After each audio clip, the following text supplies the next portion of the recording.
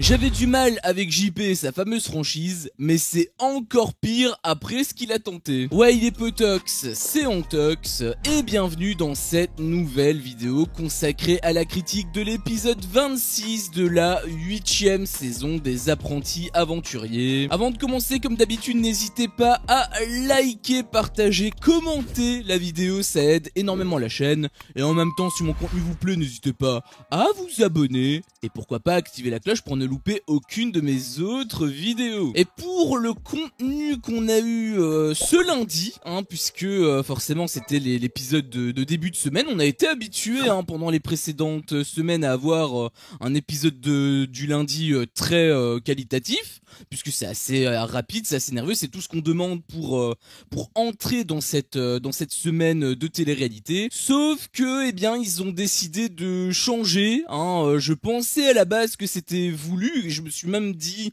que voilà, peut-être qu'ils ont compris le fonctionnement d'un rythme et que le début de semaine est primordial. Mais il faudrait peut-être envisager que c'était juste du hasard et que finalement ça va être random.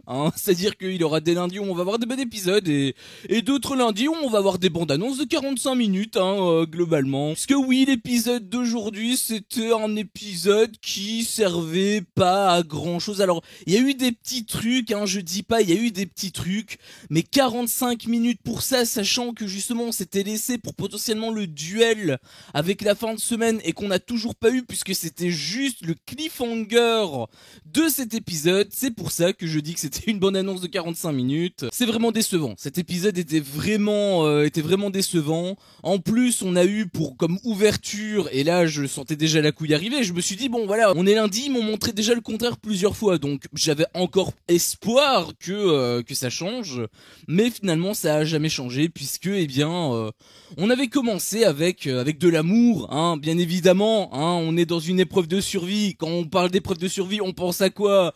On pense à l'amour, bien évidemment. Je rappelle d'ailleurs que cette émission elle est censée être plus proche de Koh-Lanta que de l'île de la Tentation, pour info, je pose ça là comme ça, vous après vous en faites que ce que vous voulez. Mais donc oui, on a eu un petit rapprochement entre Pearl et Jonathan où il y a eu de la jalousie de la part de Valentin, de la part de Joy également, qui a voulu faire foutre la merde. Je trouve que c'est très culotté de sa part parce que voilà, c'est juste une histoire de quelque chose. Après on m'avait dit justement que oui mais elle espère peut-être plus, etc. Oui, c'est vrai, je pense d'ailleurs que c'est le cas, sauf que il y a un feeling, tu ressens les choses, et quand tu ressens que l'autre il a plus du tout envie de toi, pourquoi forcer? Enfin après chacun gère leur relation amoureuse comme ils l'entendent, mais moi en règle générale on me dit non une fois, moi je me casse et je reviens plus jamais en fait. Donc et je trouve que cette partie là elle a pris quand même pas mal de place dans cet épisode. C'est pour ça que j'étais d'ailleurs assez saoulé parce que on démarre en plus sur ça. Enfin je veux dire, c'était vraiment le pire truc qu'ils peuvent te donner. Autant ils te le dispatchent un petit peu dans l'épisode, mais de manière légère, tu vois, je te dis ok, pourquoi pas à la limite, mais là on démarre comme ça et en plus pendant genre 5-10 minutes non-stop.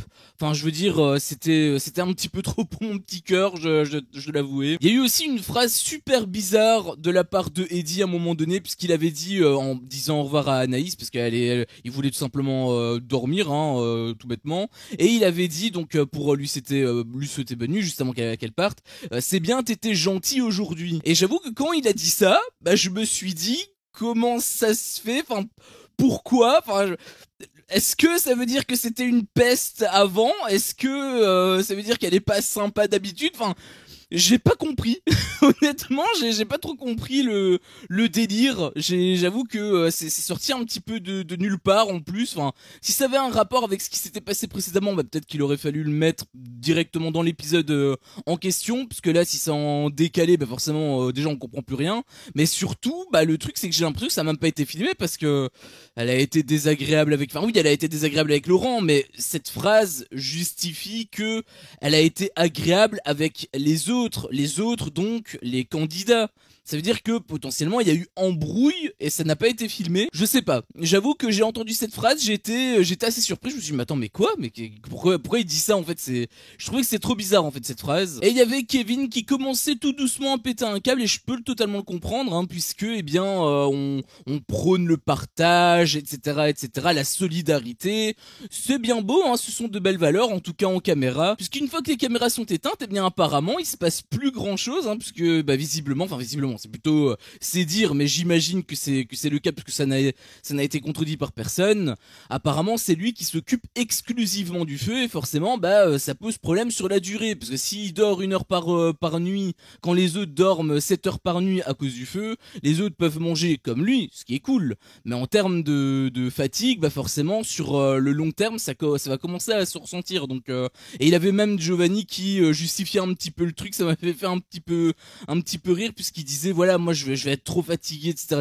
Ouais bah c'est exactement ce que fait Kevin en fait depuis le début. Donc je trouvais que cette défense était ultra bancale. Et puis on a eu toute la partie donc du côté de la plage hein, où on a eu dans un premier temps l'appel entre Maeva et son mec hein, Malek qui apparemment était en visio. Alors j'ai pas mal de trucs à dire par rapport à cette séquence parce que je la trouvais un petit peu lunaire. C'est-à-dire que tu es dans une émission de survie où normalement t'es censé être sur une île. Alors déjà je trouve qu'ils ont beaucoup trop de trucs hein, le truc de la cabane, les outils, etc.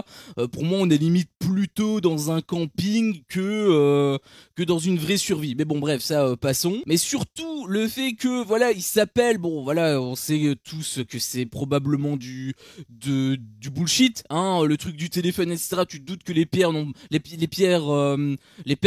pas de valeur hein, et c'est pas ça qui te permet d'avoir 1 minute, c'est juste voilà une autorisation peut-être de la prod ou je sais pas comment ils gèrent leur truc, mais tu te doutes bien que c'est pas une ligne téléphonique qui est plantée en plein milieu de nulle part avec une fonction des perles. Enfin ça me paraît vraiment absurde, ça je pense que tu l'avais très bien compris, mais pourtant ils ont été encore plus loin hein, dans l'absurdité puisque eh bien ils pouvaient se voir hein, sur le petit écran et bah je sais pas trop quoi penser. Est-ce qu'ils étaient réellement en direct? Vraiment je pourrais même pas dire. Déjà ce que je peux dire par contre c'est que la séquence qu'on a vue en gros plan de la tablette, enfin je sais même pas, c'est un écran mais bon c'était vraiment un écran ultra chelou je trouvais, où on voyait justement le plan de Malek avec un petit encadré de Maeva sur le côté.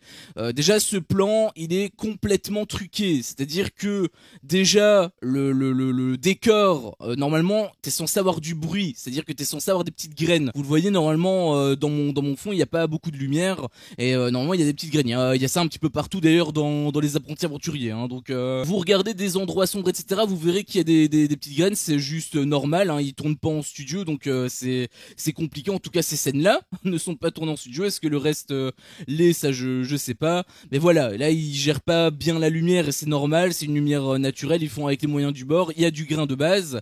Et bien là en fait on n'en voyait pas de grain, ça grésillait pas, on voyait rien en fait. Et d'ailleurs même sur le côté, parce qu'on voyait un petit peu sur le côté, on voyait il y avait des feuilles, et bien les feuilles ne bougeaient strictement pas, le plan était fixe, c'était une image tout simplement, c'était un plan qui était pris et c'était en image tout simplement, c'était une image et ils l'ont étiré comme ça sur la durée du plan et c'est tout. Donc déjà première chose, et deuxième chose, il y a de très fortes chances, et je suis même sûr à 99% pour ne pas dire 100, que en fait ça a été ajouté en post-prod, c'est-à-dire que l'écran qu'on a vu, eh bien c'est un écran qui a été ajouté. En réalité le truc il était tout simplement noir, ils l'ont filmé une fois, ils ont pris une photo et ils te l'ont simplement mis et ils te l'ont incrusté la vidéo par-dessus et c'est tout. Je pense que ça s'est vraiment fait comme ça. En tout cas ce que je veux te transmettre c'est que ça n'a pas été dans le moment, c'est juste pour illustrer le fait que voilà, ils se voyaient en visioconférence, mais est-ce que c'est réellement le cas? Ça j'ai des doutes. Donc pour te dire, je sais même pas si ça a été fait en direct, si ça tombe ils jouaient chacun leur truc, parce que j'avais l'impression que Malek il était un petit peu en décalé. Après bon il peut aussi avoir du délai hein, forcément ils sont où, aux Philippines ou en Thaïlande, je ne sais plus,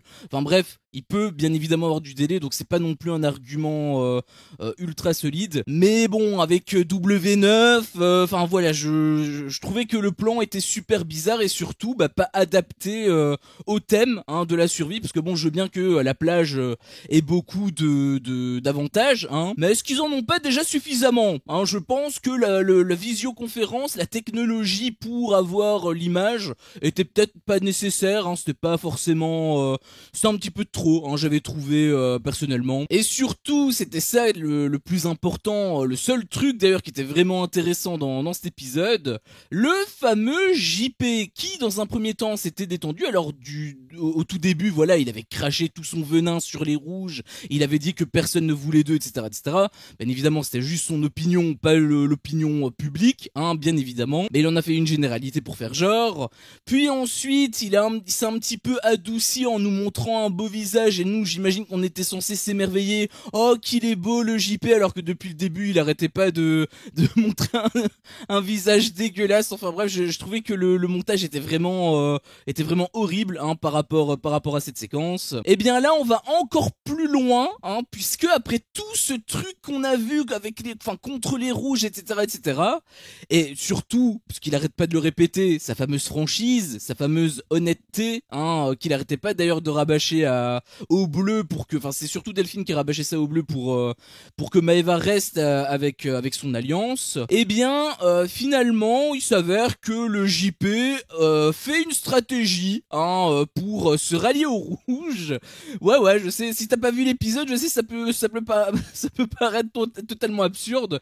Je suis désolé, mais c'est pourtant ce qui s'est passé. Il a fait une stratégie pour se rallier aux rouges, et donc, quelque part, il la met à l'envers au bleu. Alors du coup, forcément, ça veut dire qu'il gratte à tous les râteliers, il a été un petit peu partout, hein, c'est surtout ça qu'il faut retenir. Et quand il arrête pas de nous rabâcher les oreilles avec sa franchise, etc., et sa sincérité, etc., etc., bah je trouve que c'est peut-être un petit peu trop contradictoire, hein. J'avais pas spécialement apprécié déjà dans les 50 saisons 3 où il cachait sa stratégie, enfin par rapport aux autres joueurs, c'est normal qu'il cache sa stratégie, mais par rapport à nous, ça n'a absolument aucun sens, on n'a aucun impact dans le jeu, enfin si par rapport à la finale, mais je veux dire, il faisait ça déjà au tout début, se projeter à la finale alors qu'il a encore 50 candidats à éliminer, je trouve que c'est peut-être un petit peu trop gros. Donc voilà, j'appréciais pas déjà cet aspect-là de sa personnalité. Et maintenant, le fait qu'il te dise justement qu'il soit franc, alors qu'il a fait déjà l'inverse, hein,